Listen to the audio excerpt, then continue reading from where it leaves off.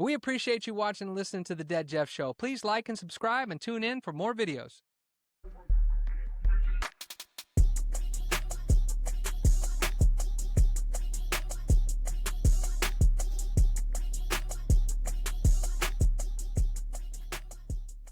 It's a great day to be alive on The Dead Jeff Show. Come on in, everybody. This is episode 23, our Jordan Show. I'm Jeff. That's Nick. That's the Maestro Luke. Guys, it's our Jordan Show. We made it to 23. Some whippersnappers might think that's the LeBron number, but it's the Jordan Show. It'll always be 23, will always be Jordan. So what do you think about that, guys? Episode 23.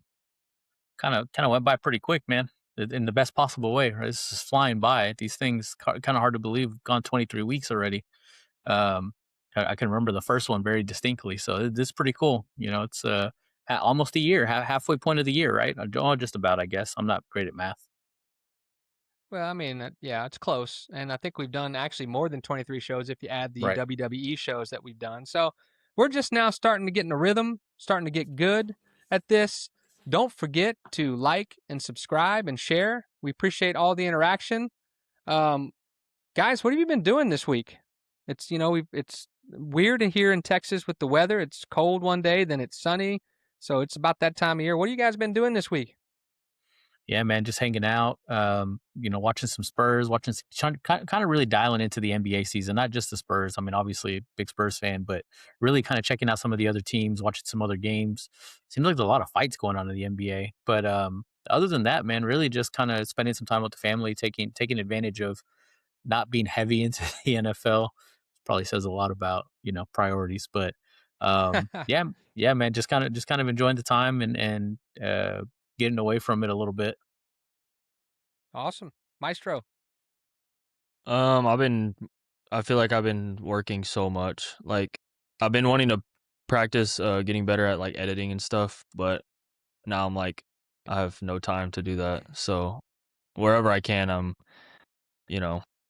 trying to fit it in my schedule. But my part-time job, we just finished our basketball season, so that was some long weekends. But we're about to get into flag football, which is the most intense season because of Texas flag football, any kind of football in Texas is always crazy. And the coaches are like, there's some former NFL players that are coaches or they have their kids playing, and they get so intense. It's insane. But so looking forward to that. Yeah, I'll probably have some crazy stories to share on future episodes. So yeah, it's serious business. Youth sports these days. It's kind of why I got out of coaching AAU basketball, was the parents are a lot to handle, and everybody thinks their kid is headed to the league. And it's just, hey, let's work on learning how to dribble first. Let's work on shooting form before we take them all to the league. But no, that's cool. And being around this area, you will see a lot of former NFL players. That's pretty cool. Well, for me, it's been a little bit of a kind of a slow week, but I did something cool on was it Friday night? I think it was Friday night. I went to a place in Grapevine called Third Rail, and no, they're not paying me to say this, but we saw a cover band there at Third Rail called Area 84. Luke was with me, the Maestro was with me, and our spouses and his mom is my spouse. So it's a little weird to say that, but so we go there quite often to see these cover bands, and man, it's a really nice small venue. But man, Area 84, I've not really ever heard of these guys, and they were incredible. I love music. I love live music. And they play arena rock or metal from the 80s and 90s. And I'm not particularly a metalhead, but man, they played anything from Def Leppard to Metallica to Skid Row to Rush. They played some Rush.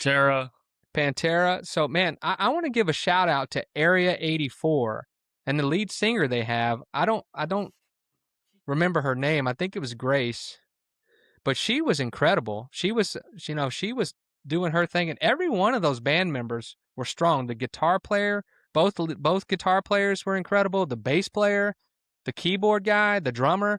I mean, Nick, I'm telling you, you think, oh, we're gonna go see a cover band. Maybe they're not that great, but these guys at Area 84 were incredible. So if you ever get a chance in the Metroplex to go see Area 84, I want to Luke, do you have their names? I want to shout them out if we have them. I know the Yeah, guitar player, the lead guitar was Darian Hall, I think was his name. He was incredible. He was shredding. Um, Yeah, I'm gonna try to pull them up on that's Facebook or okay. yeah, something. I've got their If you don't Instagram have pulled it, that's up. okay.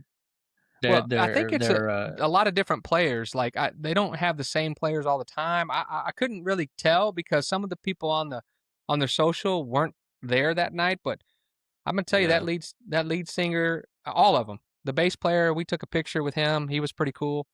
But Area 84, shout out. I don't want to start saying names and not get them right, so that's why I tried to leave that to you guys. To you, there's Luke. Grace. Grace was the singer. Okay. Leighton was one of the guitar players. Yeah. Um, I don't think it that's looks gonna like help if we don't say last name. What's their last names? Lane. Oh, Leighton Reynolds. Okay. Uh, Grace. I don't know how to pronounce it. Figure Figueroa. It looks Grace like. Figueroa. Yeah. Okay. And then Darian Hall. uh, Darian Hall. It looks like it says Trey Vice Lane, but I yeah. don't Yeah, know if that's the bass that's. player. That's the bass player. Yeah. Oh, his name is Trey Vice. Wow, that's cool. Um, I yeah, don't know there's. the I'm drummer's trying. name or the keyboard's name. Uh, I know the yeah, I keyboard don't. player had a cool name. I just don't remember what it was.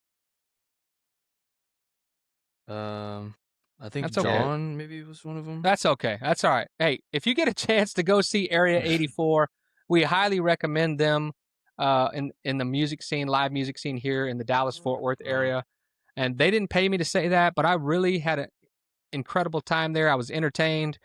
We were rocking hard that night, and so shout out to Area 84, and we're going to be looking for you guys. I'm gonna try to find when the next gig is locally here in Dallas.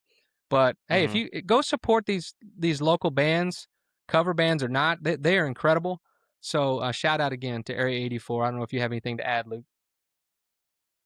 No, I mean I've never really listened to rock or like metal before, but it's I was kind of the same with country. Like I know some kind of mainstream country songs because I'm from the South, so uh I started listening to country, and then I was like, okay, there's some stuff here that I like. Because growing up, I was like, oh, I can't stand country.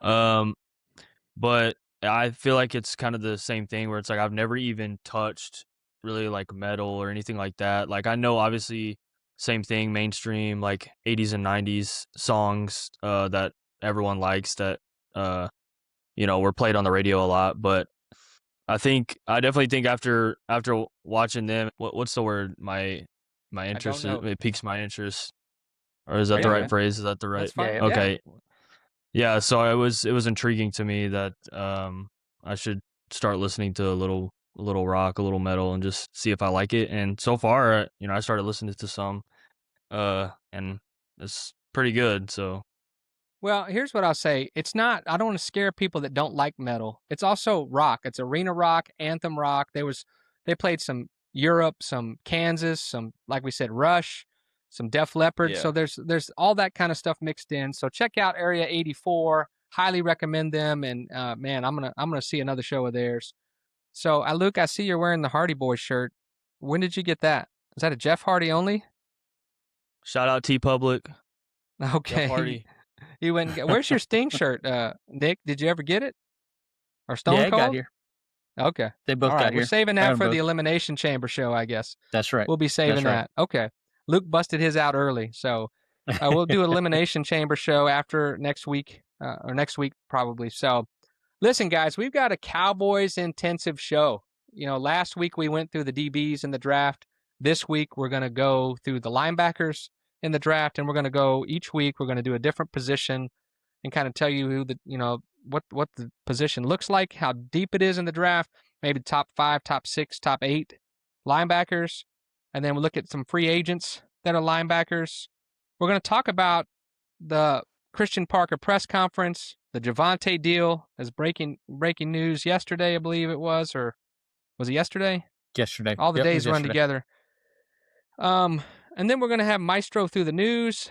We're going to talk about the Mavs tanking while the Spurs are soaring, and I'm not happy about that.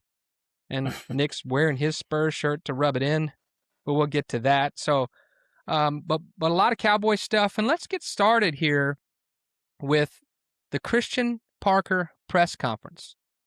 And man, I just want to say that listening to this press conference and listening to Christian Parker speak, I see why they hired this guy. It's like the energy, the feeling, the way he talks about being a Cowboy, the way he talks about evaluating players that are already on the Cowboys. Man, he just really impressed me. And the best thing about this press conference was there's no Jerry, no Steven. It's just Shoddy and Christian Parker. Tell me your feelings about the Christian Parker press conference. Yeah, first thing that popped out at me is just kind of the way that he commanded the the area, the space, the room. Very, very commanding presence. And for someone 34 years old, that's pretty impressive. Obviously he's been around a lot of really great defensive minds. So that's clearly rubbed off on him. But yeah, just the way he kind of carried himself, the aura that he was giving off, just kind of checking all the boxes in terms of just straight away. And I think what you said is really key. No Jerry or Steven kind of distracting away from that, because I think anytime you get Jerry or even Steven at this point, the news coming out of it, the headlines and the articles is inevitably something that Jerry or Steven said or did during that news conference. And so them not being there, this almost everything you read is just as it should be, just about Christian Parker, whether it's schematically, whether it's about core beliefs, just again the way he carried himself. So I thought he did tremendously well for himself. When you get with that star on you, you already get a spotlight bigger than anything you're ever going to have in the football world. To go and perform, kind of test number one and really hit it out of the park. It's a great sign of things to come. I think we can only talk about, you can only play the games in front of you. We can only judge based on what we see so far. And so far, this is the first kind of introduction sort of thing that we have to judge based off of. And I thought he did great here. Yeah, seeing the Eagles fans still sad about it is joyous to me. But I thought Shoddy was downright giddy at this press conference, and Yeah. that's encouraging. Schottenheimer was just free flowing and in a great mood, and maybe it's just building off his energy that he brought to the team this year. But man, it makes me sad that we got to go through a whole offseason here because I'm getting fired up for NFL, and it's only February. I mean, the Super Bowl just ended, so we got a long wait here. Now it's just a few weeks till the draft, like 6 or 8. Mm-hmm. But to me, I'm starting to believe Jerry. I'm starting to believe Jerry is doing things differently, and he's realized that what he's done hasn't worked. I just wish he would have done this 10 years ago, or maybe 20 years ago. Yeah, Well, it's go ahead, Nick. Go ahead, Nick. no, I was just gonna say it's crazy to think, and you've kind of jokingly, and I know you preface it this way, and I'm gonna preface it also, not to be morbid, but it's crazy to think that that mortality play is maybe just starting to creep in here a little bit. Like, I genuinely believe Jerry will not let himself even get close to the light until he puts one of these Lombardis back in Dallas. Like, I genuinely believe that is a core motivation for him at this point. Well, I don't. Yeah. Go ahead. Go ahead, Luke. No, I was just gonna say, listening to y'all talk about it and how excited you're getting, Dad, is like, when's the last time you felt this way in the off season? Like, because I was kind of feeling the same way too. Listening to it is like, it just makes me feel better about a couple weeks ago when I was like, they got 2 years to, I mean, to win the Super Bowl or make it to the Super Bowl. I mean, I think they can. I don't know. I still think 2 years, but I don't know. Maybe next year. No, I'm just playing. Now, I don't know that I bought into the hope that much about next year, but man, you never know, right? We didn't think, again, we've said this before, Seattle and New Right. England in the Super Bowl. No one saw that coming. So who knows? It could be Dallas. I think I don't remember the last time I was this excited about an offseason in a very long time, because normally, like we've chronicled, the Cowboys don't spend in free agency, and that's the next thing. Of course, the franchise period is open right now, and we'll see when they franchise George Pickens, and maybe they'll reach a deal and they don't have to franchise tag him. But we'll talk about that a little bit more with the Javante deal in a second. But so far, I mean, I'm a little worried, because if the Cowboys do win the Super Bowl, is that gonna, is Jerry gonna pass soon after that? I mean, that's a little morbid. But the way you said that, Nick, the way you framed that was like, well, he's not going to pass until he gets a Lombardi. Well, I hope that that doesn't happen. I hope he's around for 10 more years. Who knows? But I do feel it's different. I do feel it's way, way, way different this offseason so far. Yeah, and I think You muted, Nick. You Come muted on, buddy. yourself. What are you doing? I think if you look, I Episode was typing and I 23. didn't want to be. Wait. I do. Episode I'm trying 23. not to be clicking away. I don't know how much Okay. y'all can hear my typing, and I'm trying to be prepared with numbers and stuff here as you're talking. Because you said Jerry's 10 more years, and I immediately went to, I couldn't remember how old he was. He's 83, so that would be pretty impressive if he gets 10 more. But yeah, no, back to your point about the offseason and just kind of the way that it started. I think usually by now we've already got at least something to be upset about. Like That's true. normally at this point, a week after the Super Bowl, we're already pissed off about something. And I'm just being honest here. In the last 10 years, whatever it's been, we don't get to the start of free agency, and there's not at least one or two things that we're already upset about. And I'm gonna knock on wood here, but so far is not a lot to be upset about. I don't know that you can pick something yet. I mean, obviously the George Pickens things, like you said, I mean, there's time to work out the deal. The franchise tag is in play. It's an option, right? I don't think that's ideal, but I also don't think it's something to be upset about. The actual number's probably not going to be super far off. So far, I'm very, very encouraged by the way this has started, and the fact that I don't have something to complain about, 7 days after the Super Bowl. I'm okay with it. Well, you think that the franchise tag's not ideal for Pickens, but I kind of like it. Let's see if he can Yeah. repeat this performance. I would love to franchise tag him and work out a deal in during the season, or next off season. But I know that's pie in the sky from a Cowboy standpoint. Yeah.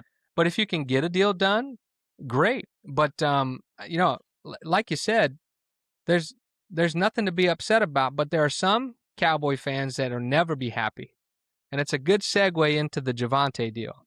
So we got news that Javante Williams re-upped with the Cowboys. They have a great agreement in place for 3 years, $24 million with $16 million guaranteed. And Javante Williams is 25 years old, and that's Mhm. about taking him to the max of what a running back's production is. Javante will be coming off, his 1,200-yard performance, 11 rushing touchdowns, and we've got some stability in the backfield for the first time in a while. So what did you think about the Javante Williams deal, guys? The immediate thought I had is there's no way that the numbers were correct. When I first saw it come up and I saw 3 for 24, 16 guaranteed, I thought that had to be wrong. And the first place I saw it was on Twitter. And so I didn't have a chance to see like which reputable was it, whether Schefter or Rappaport, like where it was coming from, that it was legitimate. And so I actually held off texting you guys because I was like, I need somebody to verify this because it seemed too good almost. Um, and yeah, I mean, when I actually verified it, the next thing I did, and we'll probably jump into it in a second, I was like, all right, now where does this rank in terms of the current quarter or running back room per year number wise? Like, where is this for Javante in terms of comparatively to the rest of the league? And so that was kind of those immediate thoughts I had was, wow, great deal. And then two, where does this put us compared to everybody else? Well, where you can go ahead and tell us, where does that put Javante's contract in the ranking of how much running backs get paid? Yeah, so against the 2025 numbers, because obviously the 26 numbers may be slightly different in terms of per year, the hit. But if you just look at it, the average annual, it's the 16th. He ranks 16th in terms of average annual. Only Ashton Genty is younger in terms of the 15 guys in front of him. So all 15 of the 16 in front of him are older, and he would rank right next to Ashton Genty, or right under Ashton Genty and Chuba Hubbard at 8 million a year, which is insane. Yeah, I mean that's incredible. And you think about it, we had the ninth best rushing offense in the NFL last year, and Javante obviously had something to prove. We'll see now getting that money. Now, any of the naysayers out there are pointing to maybe this was too much. We could have gotten somebody like Rico Dowdle back, or we could have gotten, try to get in the Brees Hall deals and all that stuff. But man, I don't agree with that. I think this was great for continuity's sake, and you know what you're going to get from Javante as long as there's not a drop off because he's signed a contract. That's the thing you worry about. But I'm excited about this deal, and I'm excited about it's done early. And this goes against what we were talking about before, the way the Cowboys have been operating. They tend to drag their feet and drag these things out, and hard feelings get into play.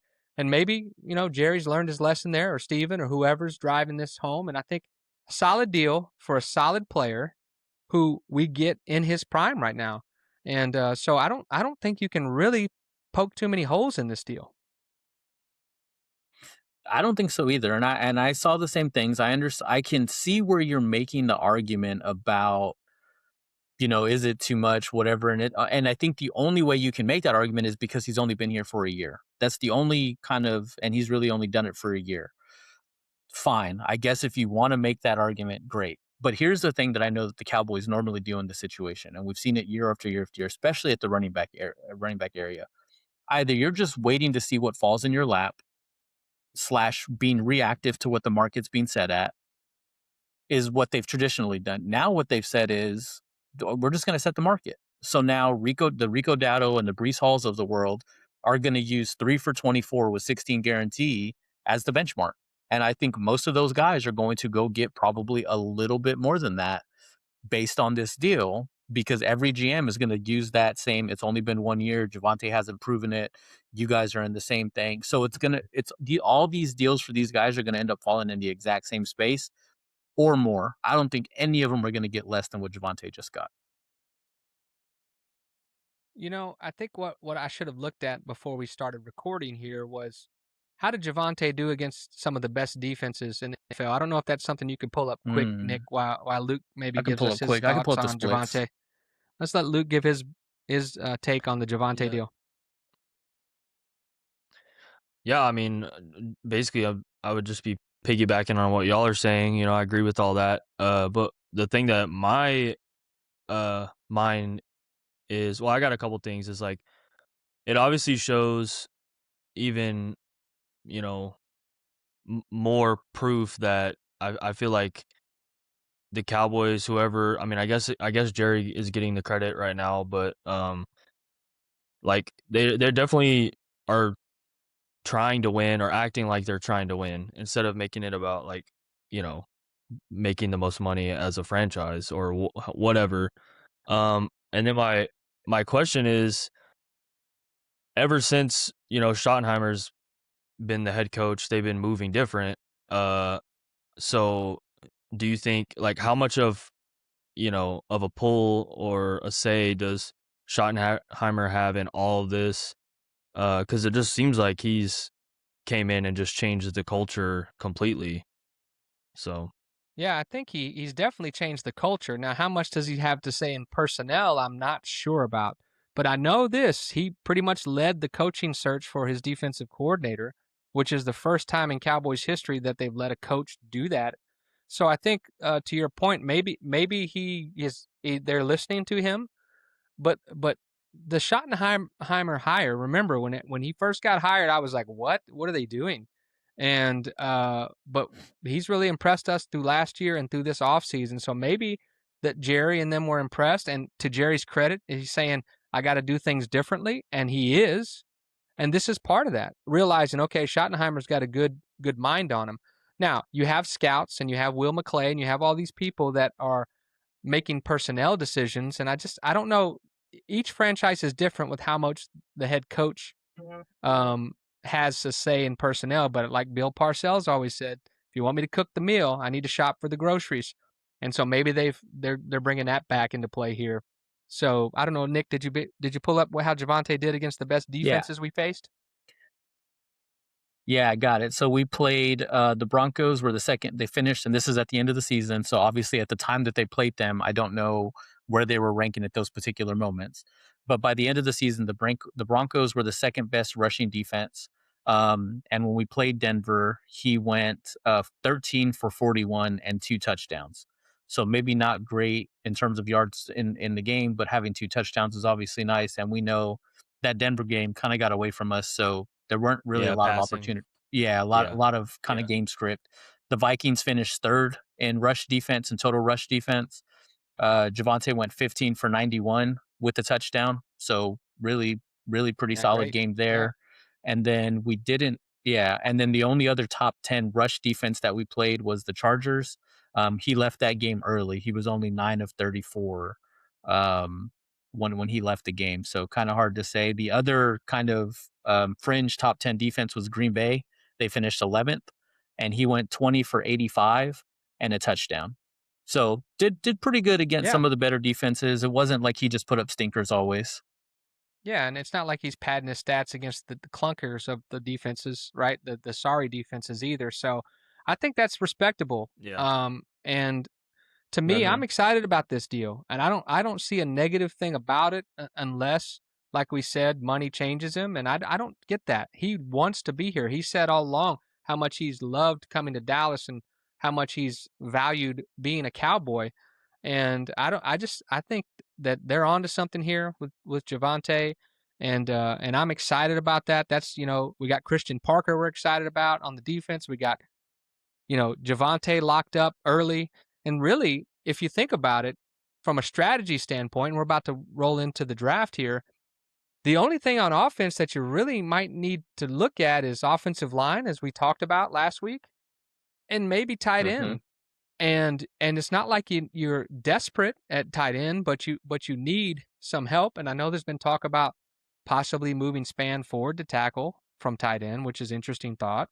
And it probably Mm-hmm. has a lot to do with the culture that Schottenheimer's created here about, hey, let's get creative. Let's not just be stuck in a box here. But yeah, offensive line would be the only thing else on offense that you might look at. Um, but listen, exciting times here in the offseason. And if you're mad at the Javante deal, you just are an angry guy by personality, I guess, or by choice, because there's nothing really to be upset about. We talked about him possibly getting 10 million or more, and this 8 million number was, I think we talked about this early on. This is probably right where we would go with him, and they did. They settled right there, Yep. and kudos for Javante. Uh, he clearly values being a Cowboy because I think he probably could have got more out there from somebody else. Oh, for sure. I think that's the smart thing for me whenever you look at this, because I always talk about it's a business. You know, these players taking less to stay in these places. The owners don't look at it that way. They look at it as a business. Well, here's the thing: if you're in Texas, you don't have a state tax, right? If you're playing for the Cowboys, whatever your deal is worth, just go ahead and add 15 to 20% to it in the exposure that you're going to get by way of endorsements, by way of once your career's over, like all those things take into account. So to me, don't look at it as like, oh, Javante took less to stay at the Cowboys. No, Javante made a investment in himself. Uh, he is doing everything that he can do for Javante Williams, not for the Dallas Cowboys. I'm certain that he enjoys the team. Obviously, kind of he said it himself multiple times. But yeah, I think when you start getting into that, players taking less to stay with the team and they have to sacrifice and blah, blah, blah. It's not quite the same when you look at the Dallas Cowboys. I genuinely believe that. I think if he could have gotten 10, 11 from somebody else, I think the difference in that money will be paid back to him either through endorsements and then certainly after his career is over if he chooses to go that route. Yeah, yeah, for sure. Luke, there's time to jump back on the bandwagon. If you want to come back to the Cowboys fandom, there's still time, man. It's early, so there's a lot of room. I mean, when people ask me like, "Oh, what's your NFL team?" I mean, I say the Cowboys.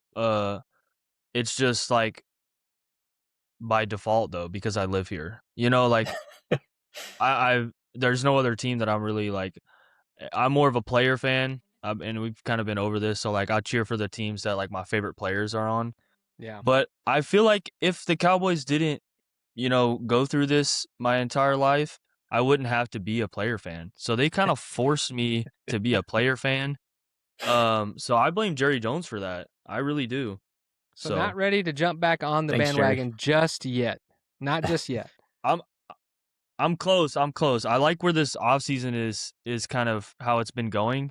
Mhm. So it's giving me a little more hope. Like, okay, if they take it serious, and that's the thing is like I feel like they're not taking winning serious, and that's why it's like, why would I take my fandom serious with the Cowboys if they're not gonna, respect that? And I feel like I feel like Cowboys fans have been just disrespected, and it's like more about making money and just being cute than like you know winning a championship. And so it feels like they're taking steps towards taking it serious, trying to win a championship.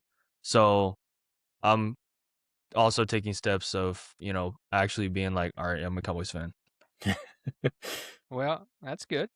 I think my last question on this deal is, do we believe Jerry Jones now when he says he's going to bust the budget on free agents this year? Is this just the beginning of that, or do we feel like what do we feel? How do we feel? Do you think he's going to bust the budget with free agents and make trades and get it going here? I'm not going to be a hypocrite in that I said normally, like, this already feels different. And so because it already feels different, I'm going to do something that I don't normally make it a habit of doing. And I'm going to believe a hyperbolic Jerry Jones and say that this might be it, right? I'm gonna go out on a limb and say yes. I believe he is going to. I'm gonna say he's gonna try, right? Because I think some of this isn't necessarily in his control. He can offer Devin Lloyd, you know, 4 years and $30 million to come over, and Devin Lloyd may be like, "No, I'm going to San Francisco." Whatever, just throwing Yeah. out another random team.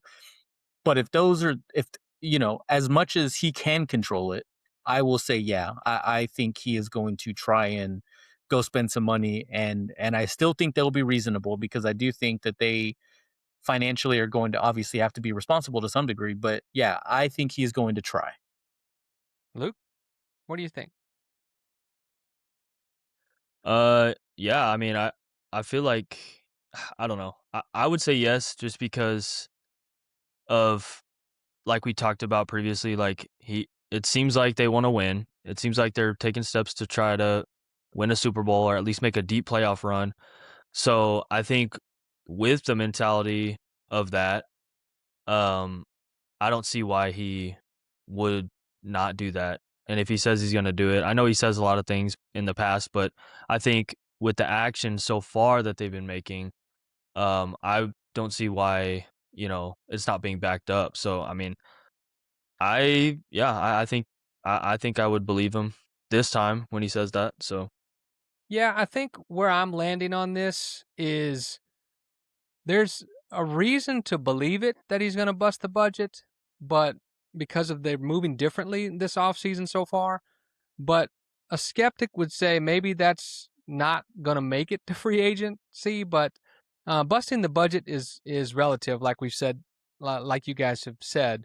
But here's what I'll say: I want to believe Jerry Jones is going to bust the budget, so I think I'll be cautiously optimistic with a little bit of a side eye, going, okay, what are we going to do? I think it starts with George Pickens, and let's get that franchise tag on him, or possibly get a contract worked out. I love, like we talked about, the Javante deal, and I'm glad they got that done early. But so I think I would say, and not to be down the middle on this, but I think I'm cautiously optimistic that it's going to be different based on we're seeing signs of different things. But I guess you could put me in a skeptic column until the checks are signed for the free agents. So I guess that's where we'll leave that from my vantage point. Although some people are worried about the franchise tag for Pickens and will he be with the team during off-season stuff. But again, I think we'll just have to wait and see. But Dak showed up for the offseason and played under the franchise tag. Could Pickens play under the franchise tag?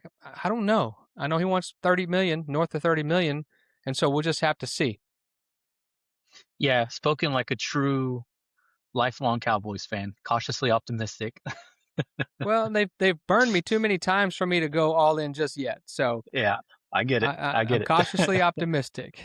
Yeah. Okay, let's shift gears here to a draft linebackers, and then we'll talk about free agents.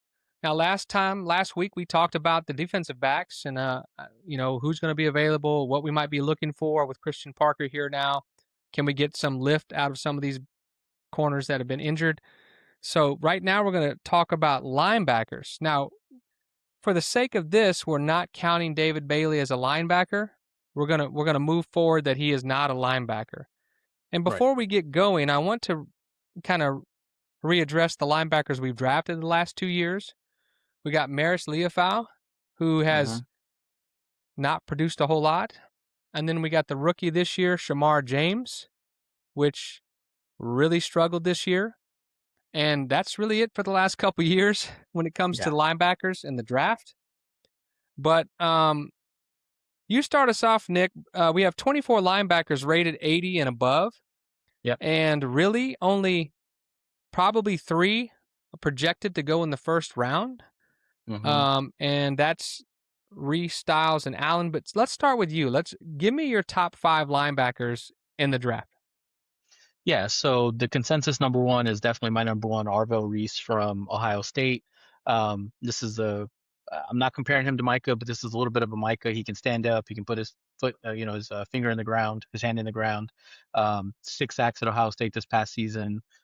Good pressure rate. 6'4", ran a 4.5 40. So just a monster athlete. Really, really strong guy. Even with all that said, most places have him fringe first round grade, right? He's right at that 90 kind of spot.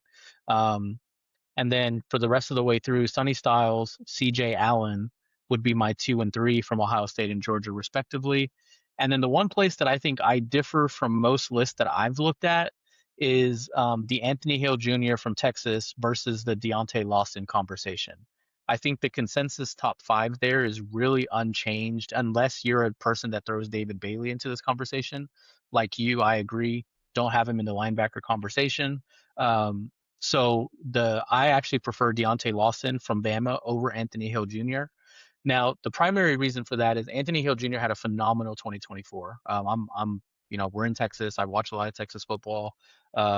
Dude was a monster in 24. It's not to say that he didn't have a good 25, but it certainly wasn't the same. So that's where my kind of thought process comes from. And then also, as a rule, and I know I can already hear the things coming about, but as a rule, linebackers from Bama, generally speaking, translate consistently better to the NFL than linebackers from Texas do. I'm not crapping on all Texas linebackers. I know there are some good ones.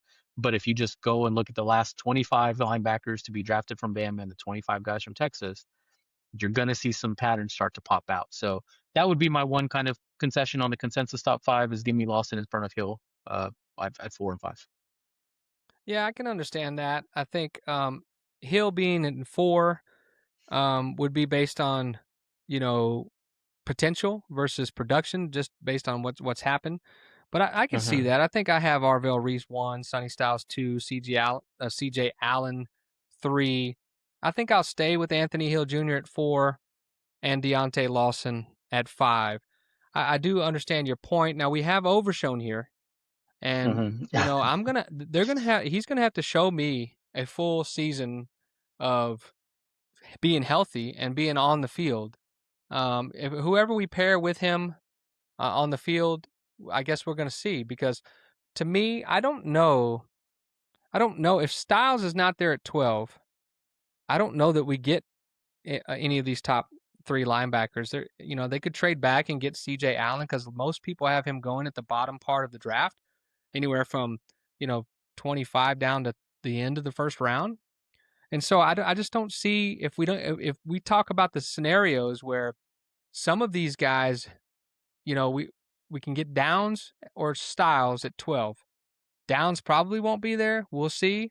Styles may not be there. And we've talked about those doomsday scenarios, but for me, it's if I don't get Sonny Styles at 12, I probably don't take a linebacker in the first round, and I'm looking to trade out of that pick.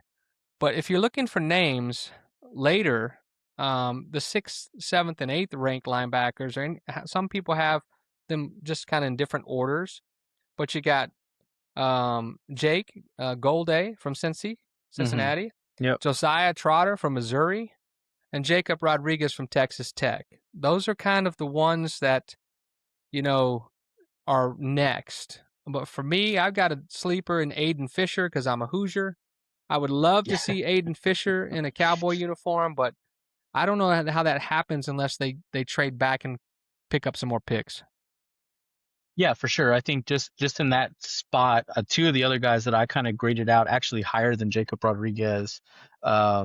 And I say graded out, but like as I compiled again, just for everyone that hasn't been following along, really what we're doing is we're taking a look at all the scouting reports that we can. I may read 15 to 20 scouting reports from different sites, and I'm compiling all of that into what kind of looks like it. And then on these guys that are really close, I'll go watch YouTube videos. I'll go watch the highlight package and just kind of what do I see. Now, obviously, those are only the best plays. I'm not doing the coach's screen and looking through every single play. But Torrin York from A&M is someone that also kind of popped up. Now, the problem with York is he's a little undersized. He's listed at 5'10", 5'11", something like that. It's a little Dexter Coakley for you throwback guys. Like, I don't know if you want to go Coakley, Dat win, but, when they're all over the field, it doesn't really matter. And then Gabe Jacobs is another one from Illinois. So I mean, I think, and he's one of those David Bailey kind of linebacker edgy guys. So it depends on where you put him. But here's what I'll say: if you talk about doomsday, if you don't have certainly not Arvell Reese, but if you don't have Arvell Reese or Sonny Styles at 12, you can't even think about trading back 12 for Allen. You got to trade back 20 because even 20 is probably too high for CJ. Right. So you're really hoping, and again, I keep talking about my doomsday being Francis Maui-Noah, being the guy at 12, because if everybody else kind of gets taken away from you, now you're running into a situation where Francis might be there. And look, the dude's an absolute freak. Or Fano from Stanford. Like those two linemen, I can see the Cowboys just being like, look, this is old school. We're gonna build. This is, Travis Frederick. This is Zach. Help me out here at the guard. That was Zach Martin. We're just gonna do that. We're just gonna build up the line. And to me, I think the defense needs too much help. But that's kind of the doomsday for me, is that we don't get Styles, we don't get Downs, we don't get Reese, and then even one of the two of Delane and Mansour are gone. So wait, Mansour is Delane. So who's the other? McCoy. Yeah.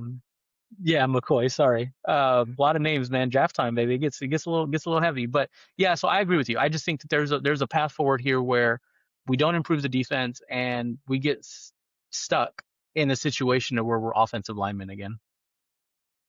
Yeah, and it's with Guyton, some say it's hit or miss with him. They took him in the first round 2 years ago, and then last year, Booker, who has done well, right? So I think if you're asking me, in that scenario, I think would I take the lineman or trade back? I probably would trade back and still look at helping the defense.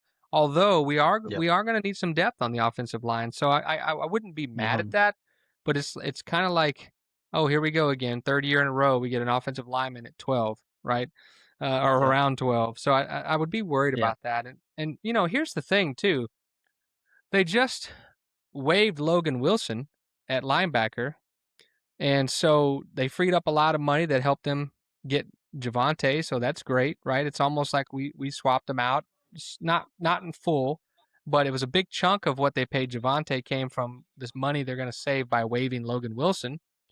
So if that's the case, you're one less linebacker on this team, and I really feel like Mm. you're gonna have to get one. You're gonna have to get one of these top four. Whether you trade back and do it, I'm fine, and pick up a third round pick or whatever the case may be. I Yep. really feel like they got to stay focused on the defense, and signing Javante the way they did helps them kind of free up. Hey, we got our offense pretty much set except for offensive line, like you said. So let's just focus on the defense. And I'd be scared if they don't if they're not able to do that. Yeah, 100%. And you're right. Just to the Logan Wilson thing for just to recap, they traded at the trade deadline, they gave up a 7th rounder for Logan Wilson. So it's not like not a lot of 7th rounders turn into big impact players. Not saying it doesn't happen. Obviously it does. But ultimately, like for anyone, we said earlier, they've not given me a lot of reasons to be upset. I've read people like, well, they just traded him and now they cut him, so they traded away a 7th round pick for nothing. That was so low risk because of the 7th rounder versus Logan Wilson could have panned out. It could have been a different scenario, could have been the change of scenery thing that we've seen happen a million times. I don't look at that as like, oh, I'm upset about this. I would have been more upset if they tried to prove a point by like, oh, we made a good trade and held on to him just to not admit defeat. Like so many teams, like that to me is way worse. So I'm totally okay with this. I agree with you completely. The money savings there will come in handy, coupled with the Javante deal. Like this is totally fine, no issue whatsoever. Yeah, I mean, I think you're talking about you could reference Jonathan Mingo. What a terrible trade that was, and they're Mm-hmm. holding on to him, or they have been hoping he's Right. something, but he hasn't Yeah. been much of anything. And it's hard to believe you gave up a 4th round for Mingo and a 3rd round for Pickens, and Third it rounder. I Yeah. guess you can't win them all, I guess. But the good Yeah. news for Dallas, not just about the draft, but linebackers. There are a lot of free agents that are Oh yeah. available in the draft at linebacker, and a few have ties to Christian Parker. Well, one, Nakobe Dean. Mm-hmm. But Yep. when you look at the free agent list that's available, who stands out to you that you would love to see the Cowboys bust the budget and go get? Yeah. So the number one guy, and I think this is not breaking news for it by any stretch, is Devin Lloyd, right? You talk about Pro Football Focus had him rated as the 3rd highest linebacker out of 88 graded. This is a guy that's 27 years old. You can probably get him for around 15 to 18 million a year, which happy to do that for that at that age. He's entering now his prime as a linebacker. He's probably got 3, call it 4, or 4, call it 3 years of high level of production, especially in a Christian Parker scheme. Like if you watch Devin Lloyd, and I'm kind of a Trevor Lawrence fan, so I watch a lot of Jacksonville Jaguar football. Um, Devin Lloyd's a monster. Like that dude, if Overshown can stay healthy, and if Parker is going to the 3-4, like we kind of think he will, wow, now talk about breaking the bank. You're probably looking at 3-year, 25 to 30 million guaranteed and somewhere between 45 and 50 million in total money. It's a pretty healthy deal, right? But when you're getting a 27-year-old linebacker entering his prime, you're going to have to pony up. So for me, I would look at Devin Lloyd as the absolute kind of name a fantasy pick right now. That would be it for me. Yeah, that would be huge, right? I think that would be breaking the bank or busting the budget, however you want to say it. I Yep. think there are other options out there. You have Caden Ellis from Atlanta. You got Quay Mm-hmm. Walker from Green Bay. Devin Bush, I believe, was that Cleveland he was in? Or That's Cleveland. Yep, that's right. yeah, Mm-hmm. Nakobe Cleveland. Dean we talked about, which would be a welcome addition. And then a name that I threw out, which is a more second tier type free agent, would be Quincy Williams, who's Quinnen's brother. Then you got Yep. some veterans out there. You got veterans Demario Davis, Bobby Wagner, Levante David, Alex Anzalone, Yep. Jermaine Pratt, those kinds of guys. Matt Milano. But to me, I think you can get one of these top 5 or 6 free agents, 100%. and maybe get lucky and get Sonny Styles and one of these top 5 free agents. That would be incredible. But if you lock up one of these free agents in before the draft, it makes that flexibility better for those draft picks, right? So that's what we talked about, having free agency ahead of the draft. This is what that allows Mm-hmm. you to do. It says, okay, if we can get one of these linebackers, knowing we probably need two, because we're not sure Overshown's going to make it through a season. So I think it just would be Right. wise to spend money there and then maybe double up and get one in the draft as well. Yeah, for sure. And I think to your point, if you look at some of these guys like a Matt Milano, Quay Walker, I like Jermaine Pratt a lot. I actually am a huge Jermaine Pratt fan. And if you look at it, ranked 41st out of 88 linebackers for Pro Football Focus, this is a guy you can get on a 1 or 2 year deal for probably $2 to $3 million a year. Like if you take one of these kind of 28 to 30-year-old guys that may be 2 to 5 million a year, somewhere in that range, as a just in case, as a kind of veteran presence in the locker room, whether you swing and miss for Bush or Lloyd or one of the kind of the consensus top guys, Nakobe Dean even, then it 100% frees you up in the draft to be way more aggressive with what you're doing. Um, Maybe you can start to explore trading up because I don't need a backer. Maybe I can trade up and go for downs. I know your feeling on it is maybe not always the best idea to trade up for a DB, but in any event, if you have one in the bank, you're 100% right. It's got to give you a little bit of freedom to feel like you can be a little bit more aggressive, whether through trading up or trading back. Yeah, I would definitely not trade up in this draft for a DB. If you want to trade up, to get the linebacker, okay, I could understand that because the grades at the top are not there's not a lot of them that are first round Yeah. graded. So I could understand that, but we don't have the draft capital for this year to trade up. So we'd have to be mortgaging some No. of next year's draft to go and trade up, which, some people are risk adverse and don't want to do that. I think I hope we can sign a linebacker in free agency. That would make me feel better if it's one of these top 6, 7, 8 that are available. But to me, I'm Mm-hmm. really, really nervous that all these defensive players are going to go at the top of the draft, and it'll push the offensive players down to us, and then we'll have a decision to make. Do we take the lineman? Do we trade back? Maybe somebody's going to come up and get a receiver that really needs a receiver. Yep. Maybe somebody will come up to get the second quarterback. I don't think so. I don't think Right. I don't think Simpson will be ranked that high. But to me, Right. it gives you flexibility though if you go in the free agency, like we said. But I'm really fearing that we're not going to have the safety we want, the linebacker we want, the corner we want is going to be gone. And if I don't have Delane Styles or who am I missing? Downs. A If they're Reese. all Oh, gone, oh, yeah. If they're all gone, then I'm entertaining trades down for yeah, 12 and 20. And let's see what I can stock up. If for I can sure. go 12 to 16 or 20 to 25, pick up 2 third rounders, bro, that's genius right there. And we still get defensive help, just not highly rated because we've talked a lot about being 13 to 15 first round grades in this entire draft.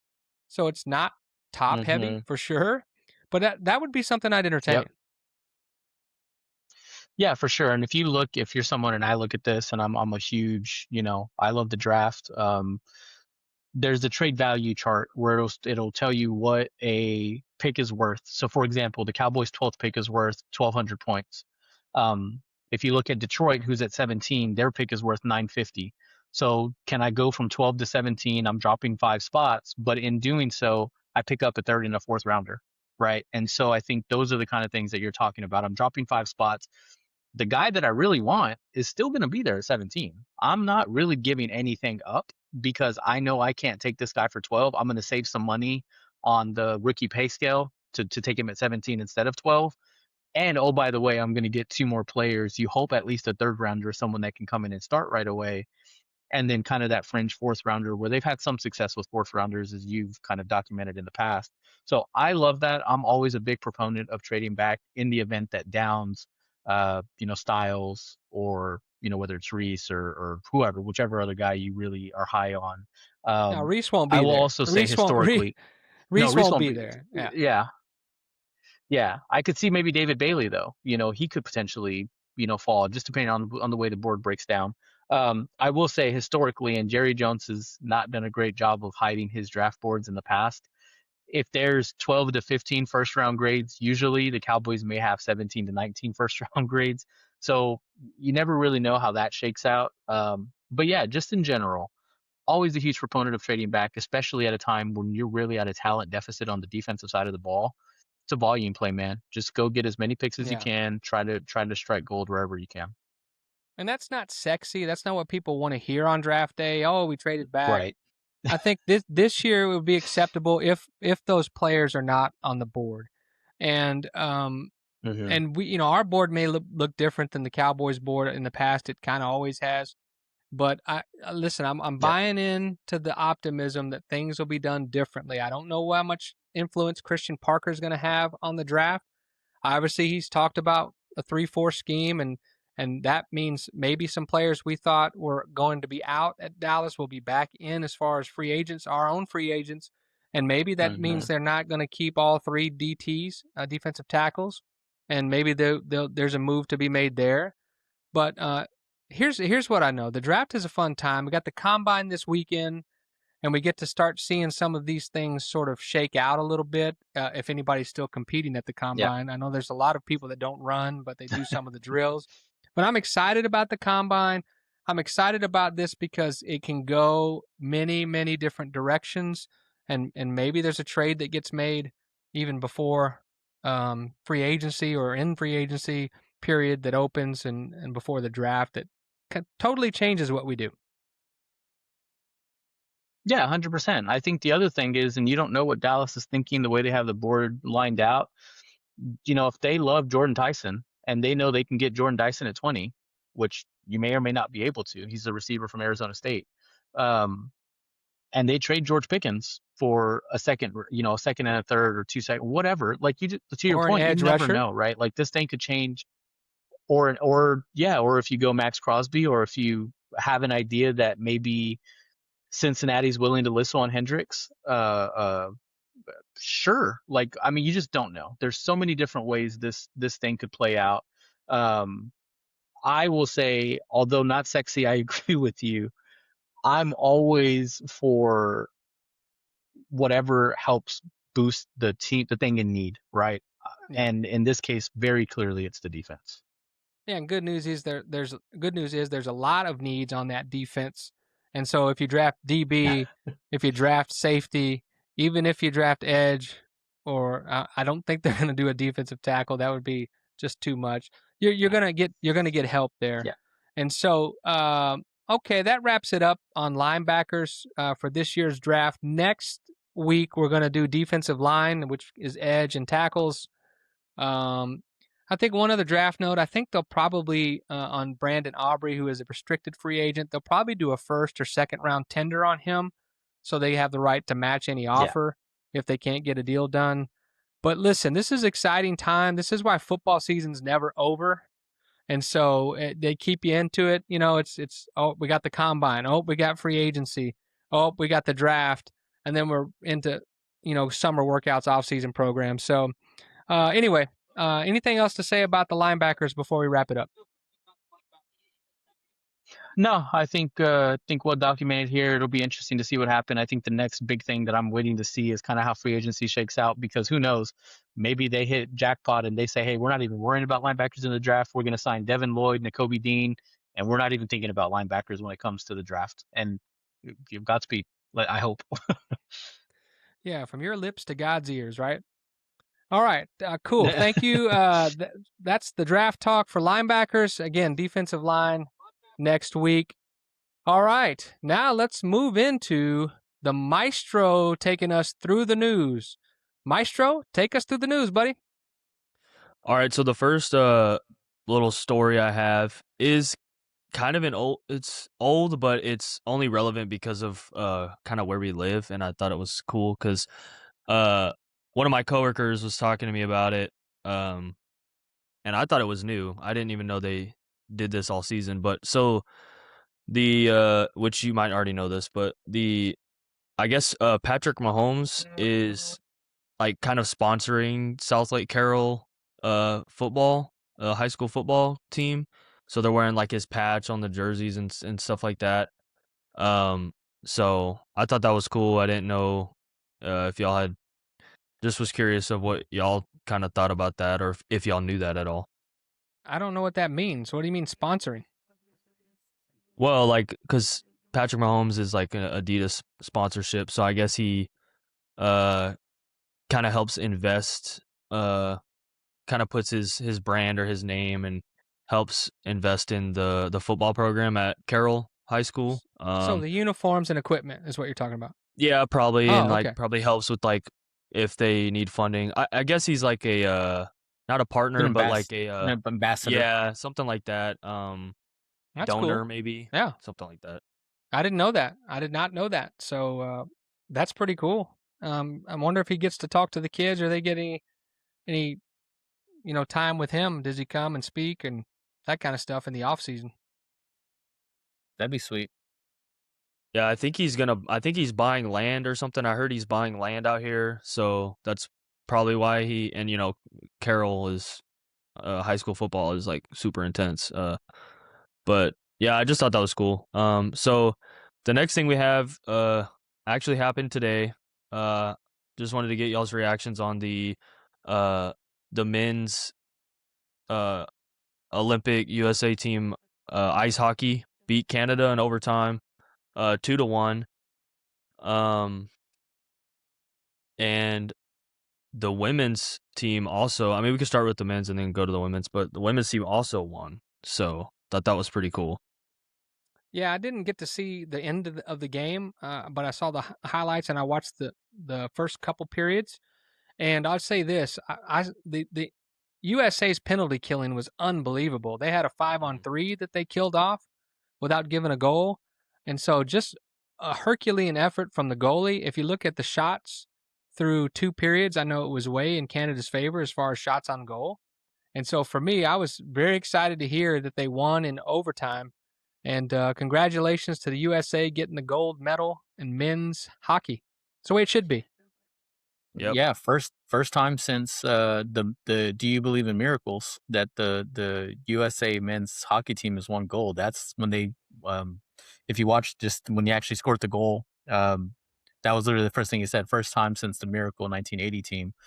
That's pretty cool, man. And I will say the energy for both the men's and the women's in those over because they were both in overtime also. Um, Man, it's you talk about like what these different sports offer and the baseball versus basketball versus soccer and all like the energy in a high intense hockey game, whether it's NHL, obviously in the Olympics, like that's tough to replicate, man. It's a rabid fan base for sure, and that was really really cool. It's hard not to just kind of have a smile on your face watching it. It's really awesome. Yeah, I will say my favorite, and I've been saying for a while, like my favorite live sporting event to go to is always the Dallas Stars games. Hockey is just so much more fun live than it is watching on TV. Like just the energy, like you're saying.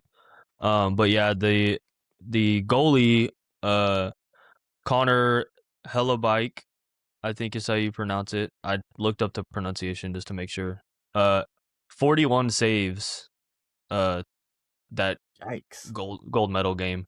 So it was it was a crazy game. But there yeah, he was arguably like the best player.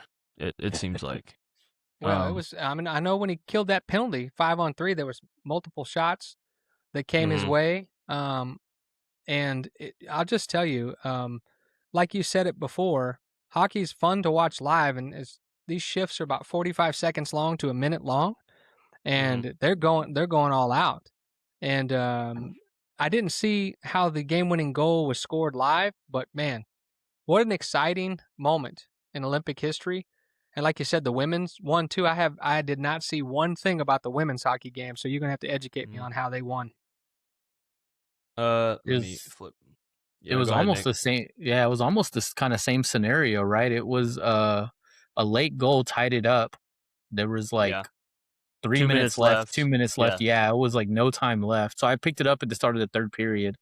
And man, even that, like the anticipation of will they score to tie it up, that was palpable. The longer the period went on, and the announcers were, I don't even know, have any idea who was announcing it, but the angst that was in, are they going to score? And then when they finally got through with the game tying score, that was pandemonium. And then they scored, I think pretty quickly in overtime. I think maybe 3-4 minutes into overtime, and Mhm. same kind of situation.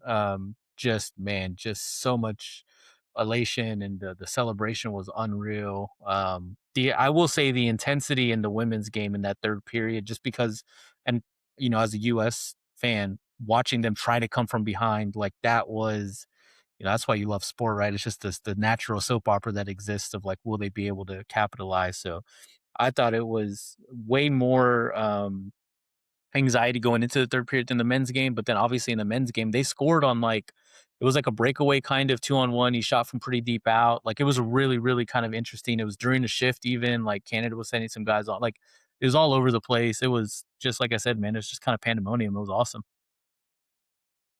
Sweet, go Yeah. USA! I know the chants were raining through the building for the men's Mm-hmm. game. USA, Yep. USA! Shout out to Elliot, the morning basketball guy. He's from Canada, Yeah. and they were giving him some of the business in the chat for the men's hoop, which I'm not sure they're going to allow me back to play men's hoops in the morning. So that's a story for another time. Okay, so we're gonna transition into some WWE. We have our WWE show that we do not as regularly, but uh we do have a WWE show. So kind of recently there's been this large wooden crate um that's kind of shown up and it's kind of a big mystery box. Dad, if you want to go into some more detail about Sure, that. sure. The last time I remember a storyline like this is a big crate, which obviously probably contains a person. It says "Do not Mhm. open till 2/28/26," which is the Elimination Chamber pay per view. Um, you guys remember the gobbledygooker and the egg? I know that's Oh, probably before your time, but you probably seen the highlights where this egg cracks and out comes the gobbledygooker. This is what this is making me harken back to. And man, I don't know who's going to be in this crate or let alone what's going to be in this crate. But man, the WWE is really struggling creative wise, and I don't really care who's in the crate. If it's Jericho, that's the dumbest way to come back, which I don't think it is. But what are we doing, WWE?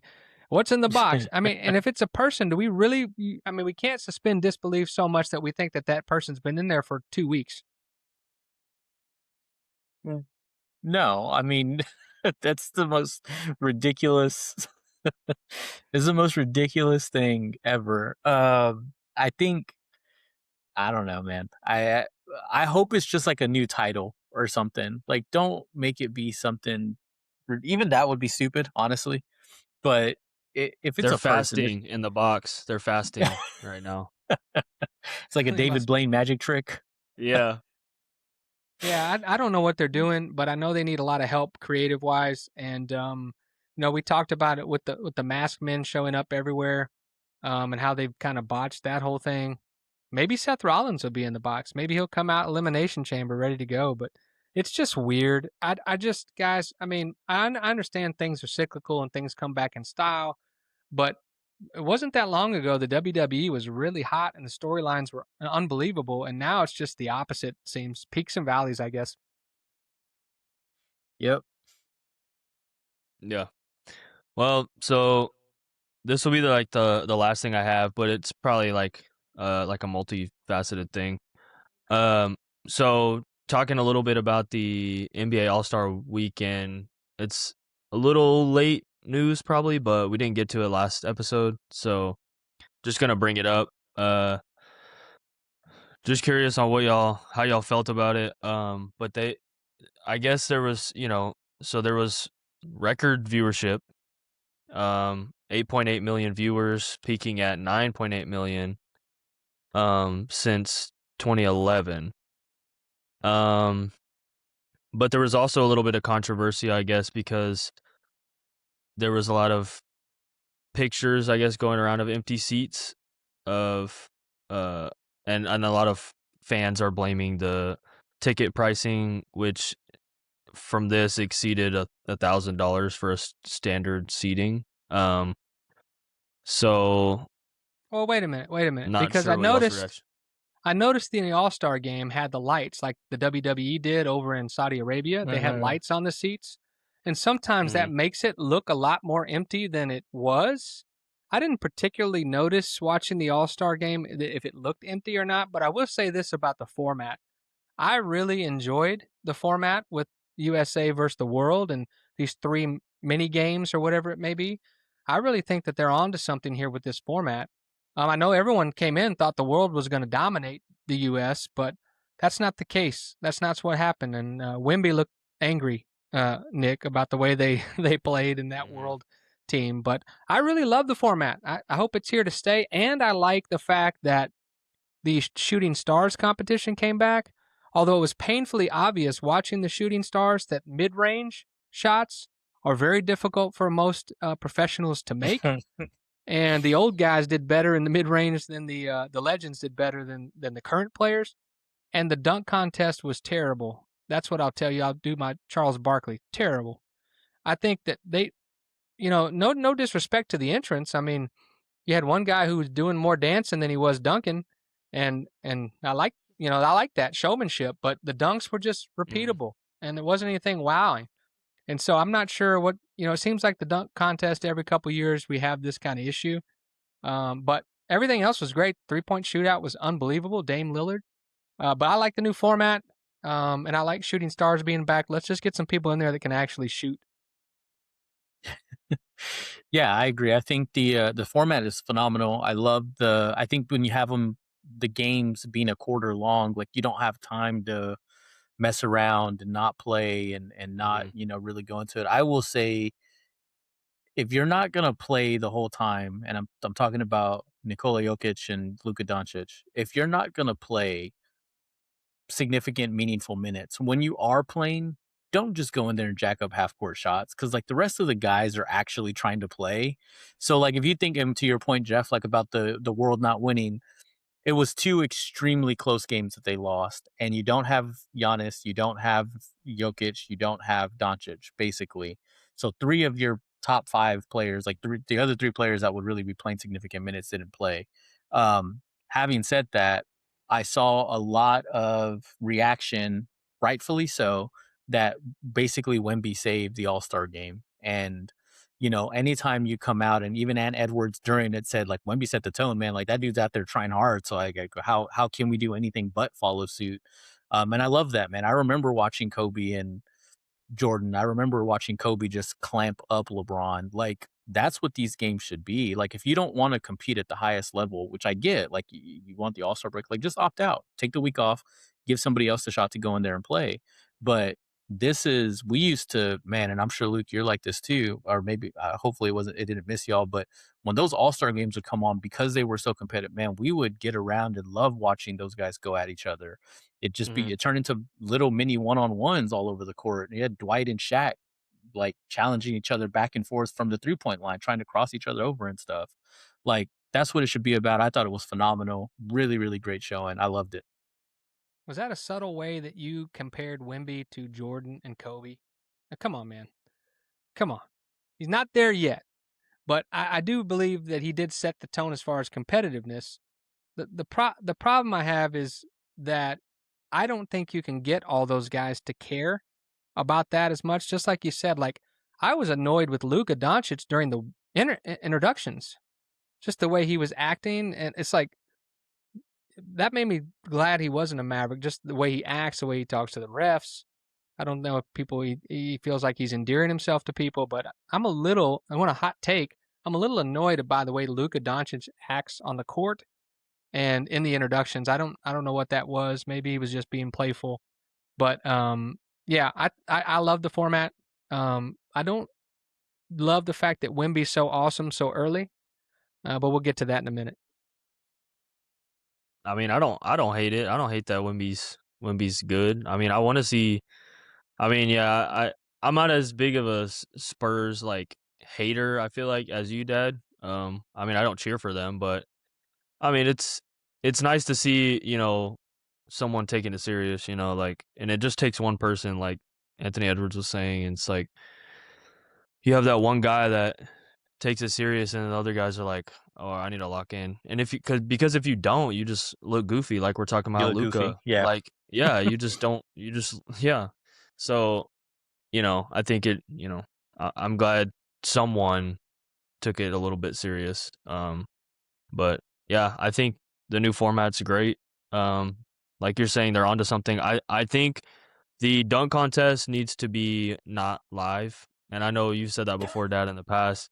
They need to just have only the made dunks. Like, don't do it live because nowadays they just missing every dunk. Like, I don't know. Back when I was growing up, like younger, they would, barely miss dunks. Like, I don't know what it is about it. I think it's just so like nonchalant. Like they're just like too cool for school. Like, um, I don't know. I don't know what it is. So they're maybe not jumping as high or just kind of like goofing around instead of being like, no, I'm trying to win. Like it just goes back to Wimby's mindset, for the game. So I think Yeah, people can I'm learn from with you. that.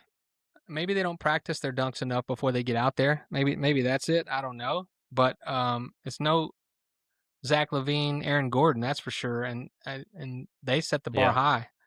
And so, well, we'll Hmm. see. And if you don't have stars competing in the dunk contest, I think they're just too afraid to be embarrassed. It's kind of like we saw some guys we thought would be good in the dunk contest previously that weren't. And so maybe the stars just are passing again. As every 2 or 3 years we get a lull here in the dunk contest, and it comes back. And so we'll see how that goes. But thumbs up to the new format. Yeah. But the reason the stars, like, we like seeing the stars in the dunk contest is partly because we know who they are. And second, it's just like the aura they have is like so, admirable. Like seeing John Morant float in the air. Like, I don't even care what he does. Just watching him just do a normal dunk is like good enough for me. You know what I'm saying? It's I just, think I think one of I those don't know. guys did a normal dunk in the dunk contest. I think it was just a normal Yeah, dunk. Yes, Jackson Hayes. Yeah, Yeah. literally. that was And then funny. the end game, he did the between the legs or whatever. And then he gets in the dunk Yeah. contest and he does just a regular dunk. What He are we doing? panicked. He panicked against the clock. Yeah. Is that it? Anyways, that's it for Maestro News. Back I to got the Dead I Jeff got show. hold on a second. I got one thing to add to Maestro News. Did you see Okay. Skip Bayless and Micah Parsons going at it? Did you see the comments here? And it's so awkward when Skip goes live or records and he's dropping MFers and this and that. It's just awkward to hear Skip Bayless using that language. But he challenged Micah to come on the Arena Gridiron, and he said he would go on Micah's podcast. He's just going to tell him to his face what he thinks of him. I guess I'm not sure that's a great idea, and I'm not sure why I mean, he Micah did it to keeps. Richard Sherman. Yeah, but they ended up, well, he just recently did it to Draymond, right? It was like him and Draymond sat down. Mm-hmm. But I think if I'm Yeah. if I'm Micah Parsons and I don't like Skip and I don't care what Skip says, then stop reacting to what Skip says and just let it go on. And so that doesn't make you a punk or anything like that, but to me it's just hilarious watching Skip get so worked up and Micah just egging him on. I thought that was hilarious this week. Yeah. I weep a little for Micah in having to even like it just adds validity to it, right? Like what are you doing, man? Like let the dude chirp. Like I get it. You are dialed into everything, you listen to everything. I understand. But like at this point to continue to add validity to anything Skip Bayless says, because so there's so much hyperbole in it. And I mean I get it. Whatever. Skip is, the self-appointed knower of all things Cowboys, but it's just silly. It really is. Well, if Skip actually Well, believed yeah. all Oh, these things, that would be different. Maybe he does. Right, that's what I'm saying. I Come on. Come on. no, I think he does. I think he believes everything that he's saying. I also think like Micah responding is like it. I feel like this day and age is like okay, everyone like a lot of players have their own podcasts. Like they need content for the podcast, so people were probably telling them like, "Oh, Skip said this, you should respond to it," and then they do it. Back in the day, it's like there wasn't this social media where like they either respond in the locker room and it kind of just doesn't get out, or they just don't even see it, or so it's I feel like Yeah, he's like, "Oh, I don't care what he says," and he probably doesn't, but he's probably being advised to respond to it just for clicks and growing his brand or however you want to call it. So I think it's just so different nowadays, with like responding to critics and athletes, getting involved that way. So Well, Skip thinks that him being great at debating about sports is equivalent to Micah being great at football. That's not even close. Skip's entertaining to me. I find him entertaining, but he so badly wants to justify how awesome he is and compare it to these athletes. I just think it's fun for him. And I to me, he's so serious. He's like, I will tell you to your face. So what are you going to do? Y'all going to yell and scream at each other on TV? Are y'all going to actually have a sports debate?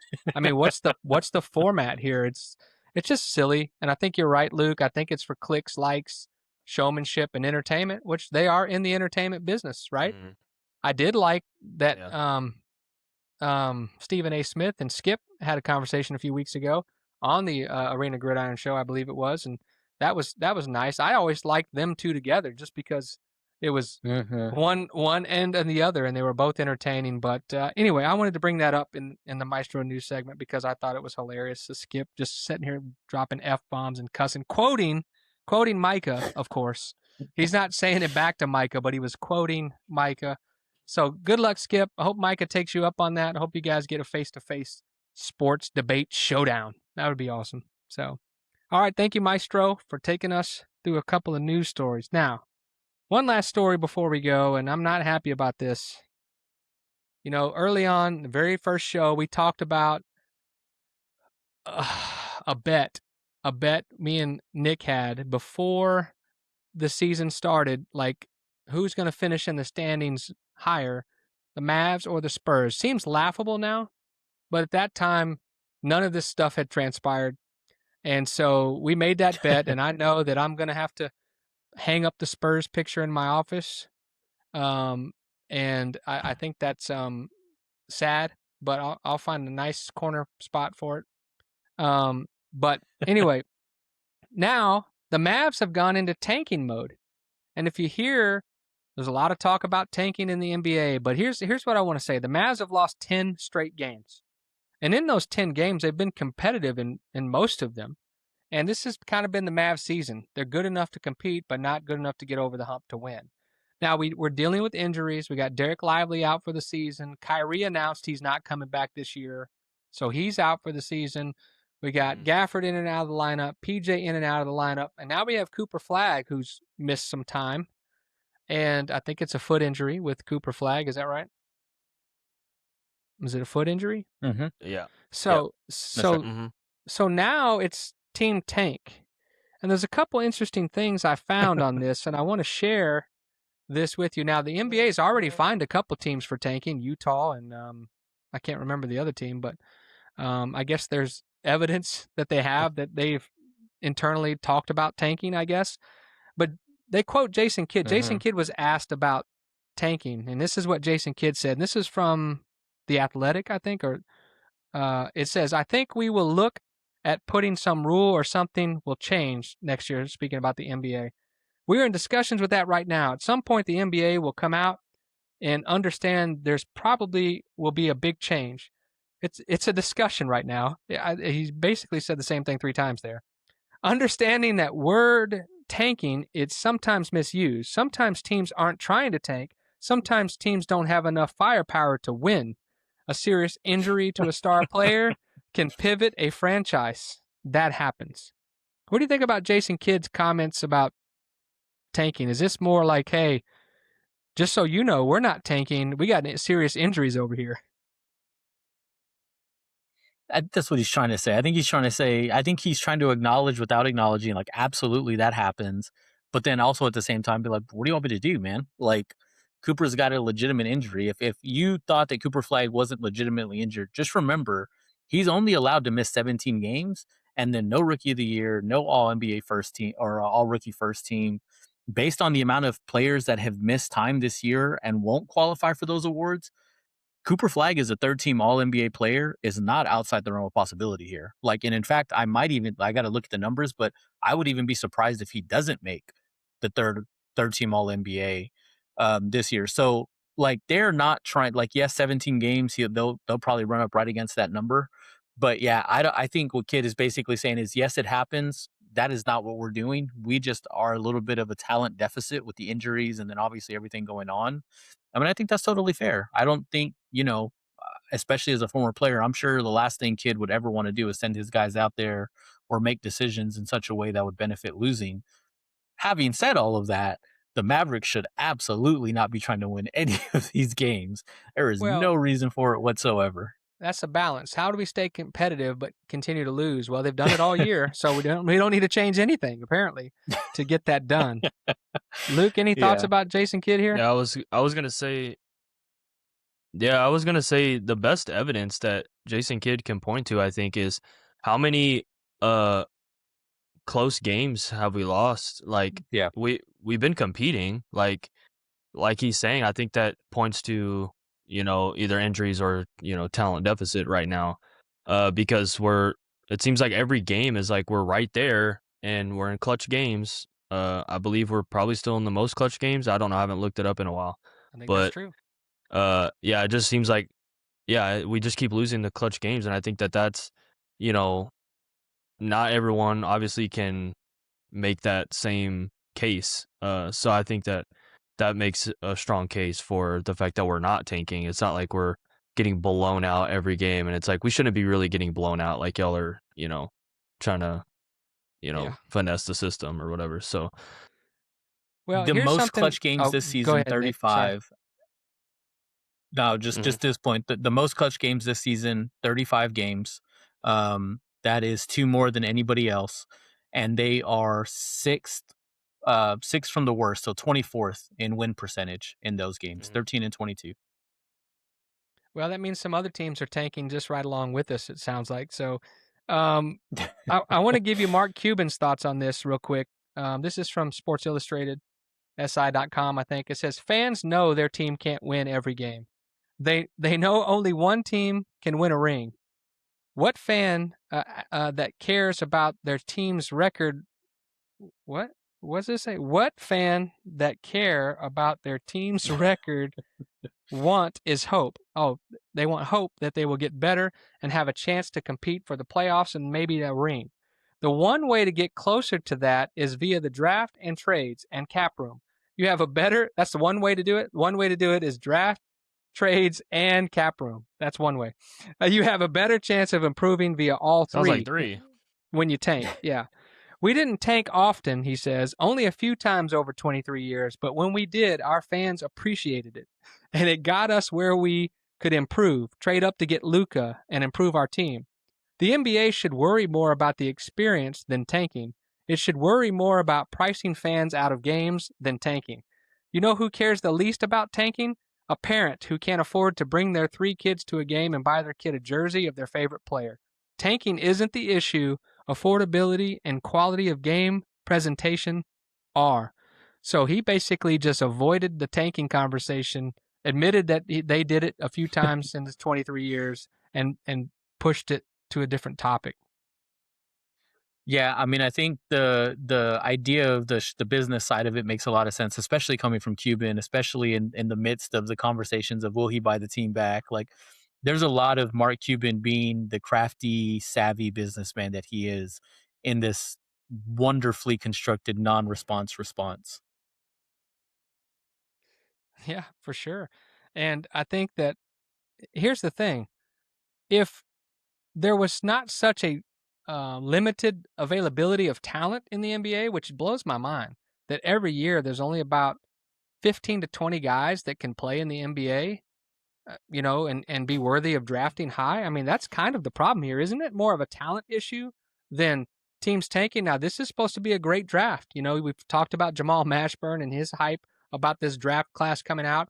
There's questions about Darren Peterson now with him tapping out of games. But what I'll say is this draft, there's 5 or 6 guys, maybe 7, that people want to tank for, and it's a great draft they're talking about. But don't if you want tanking to end, what can you really do in NBA? It's like, what are you going to tell the Mavs? They're not really hurt. What are you going to tell? I guess you could. There's evidence there that other teams are tanking on purpose. But if you're smart enough, they should never be able to find evidence that you're tanking if you do it right. Yeah, no, I agree. There was a great like in terms of the conversation around what do you do about tanking. Tim Bontemps is a writer for ESPN, and he put out an article a few days ago, right around the time that this was a huge conversation. And this was his proposal, because there's all these ideas flying around now. His proposal was you pick a date on the schedule, maybe the All-Star game, maybe 20 games to go in the season, like whatever the date is, you preset this date. And from that point forward, it then becomes um in reverse order, basically. So like that establishes the reverse order, and then from that point forward, it's the team with the best record that improves their odds for the number one pick. So basically you're Mm. incentivizing winning from that point forward. So you pick this date, let's just say 20 games to go. Dallas has the worst odds. They're the worst team in the league. If they win the most games, they keep that, increases their chance. So it basically puts a stranglehold on them getting the number one pick, so on and so forth. I thought that was pretty interesting. There's nothing you're going to do that's going to fix this, because then teams are just going to lose earlier, whatever the case may be. But I do understand the idea of we got to try something. Well, and to be fair with the owners, we get on to a lot of owners who don't look like they're trying to win. But tanking is a tool that shows you're trying to win. I mean, honestly, it is. It's It's like, true. hey, we're gonna let our young talent play and see what we have here, since we know this season's not going anywhere. So you can't have it both ways. You can't be on owners who don't really want to win, and then they do this kind of stuff, and now the NBA's, oh, the integrity of the game, which they should be. But I kind of like that idea. All right, with 20 games left, here are the losers out of this pool. Whoever wins the most in the last 20 games gets the number one pick. And then second most winner gets the second pick. That I'd sign up for that. I'm not sure the owners would, but I think that's an interesting concept, and I'd like to hear more about that. Yeah, for sure. And just to your point, just as we kind of transition into a little bit of Spurs, I know you don't like going too much Wait, wait, wait, Spurs, but wait, as we wait, wait, wait, transition wait, wait, into wait, it, wait, wait, if wait. Not yet, not yet, not yet. I got one more thing about the no, no, Mavericks. no, it's on the tanking. It's on the tanking thing. Oh, okay. It's on the tanking thing, though. So we can circle back to Mavericks, but just on the tanking thing, if you look at, just to your point about tanking being a tool that is kind of telling your audience or telling your fan base, we're trying to win here.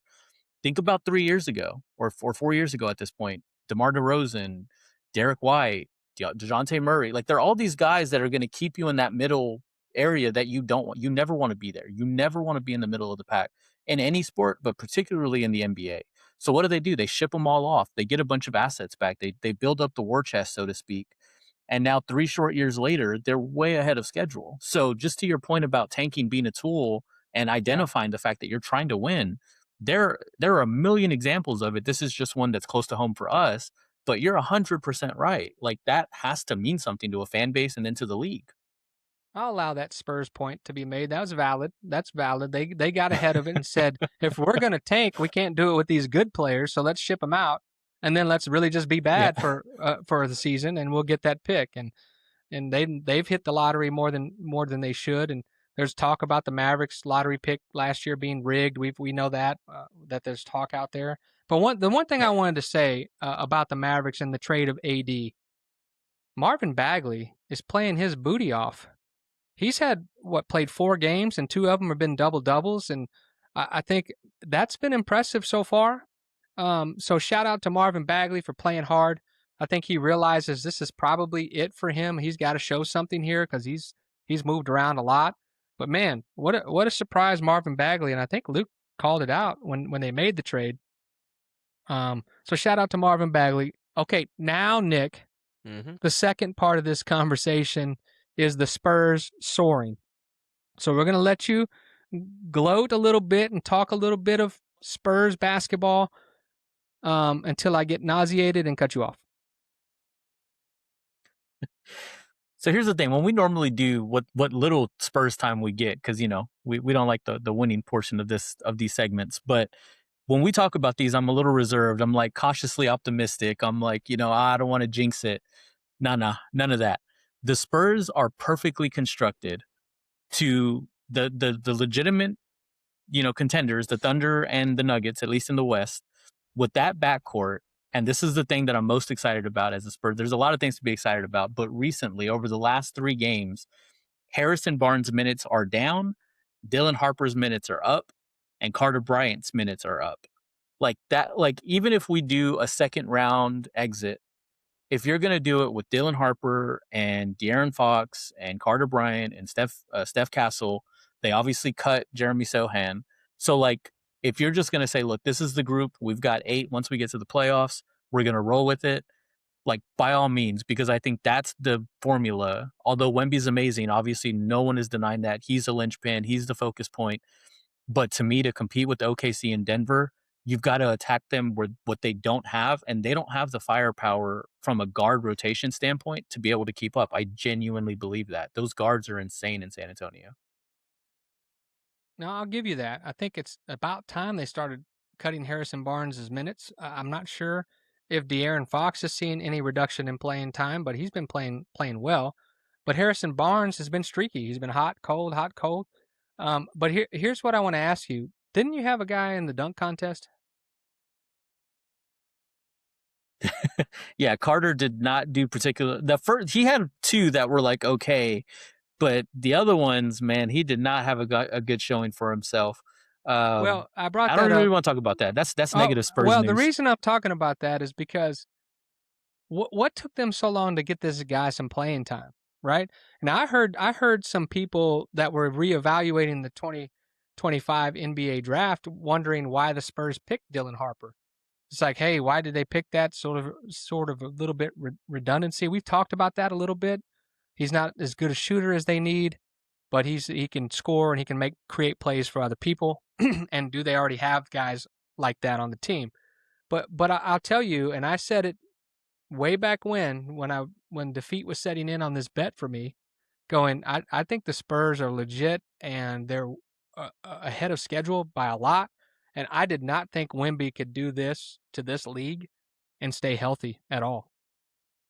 Yeah, I think the health is the one thing, knock on wood, that has been the most kind of the best surprise for us is that he's been so healthy. I think the Carter Bryant thing, and this is in true typical kind of Spurs fashion, even in Dylan Harper's case. Um, if you look at Dylan Harper for the season, he's averaging 22 minutes. Over the last 5 games, he's averaging 26 minutes. Carter Bryant in the season was averaging 8 minutes. Over the last 5, he's averaging 16. And then Harrison Barnes had been averaging 28. Now he's only averaging 20. So I think what it was is a little bit of that old pop, like, hey, we're going to ease him into this. We're going to ease the vet back. Let's try and figure out these minutes. But I think for Carter Bryant, especially early on, we talked about this, him going into the dunk contest. His field goal percentage on dunks was like 62% or something. Like he had been a little hot for the moment. He had been a little overeager. He had made some silly mistakes. He had made some defensive mistakes, which we know in San Antonio is a big no-no. But lately, his shot's been great, and defensively, he is giving us. There was a great summer league game with the Spurs and the Mavericks, where if you go listen to Cooper Flag, and I love Cooper Flag for this, by the way, he gave Carter Bryant a lot of flowers, like a lot of flowers to Carter Bryant about his game and how tenacious he was on defense.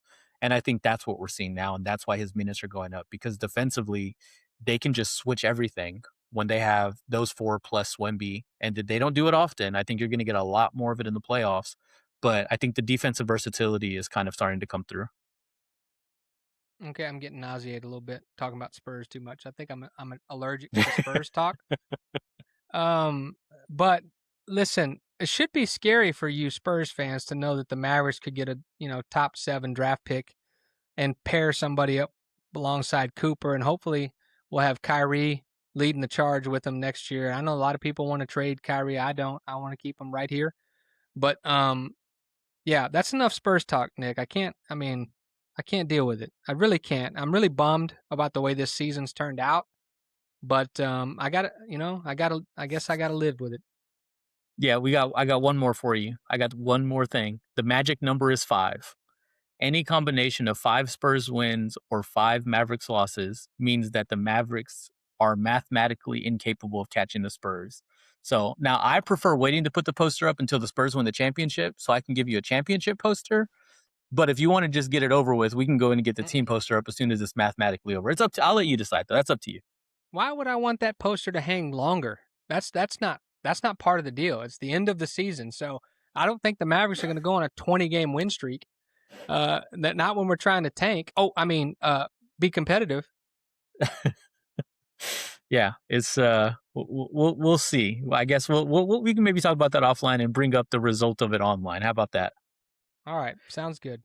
All right, listen, that's the Dead Jeff show. That's our Jordan show, number 23 in the books. I don't have anything else. So thank you for being a part of this show, and until next time, peace.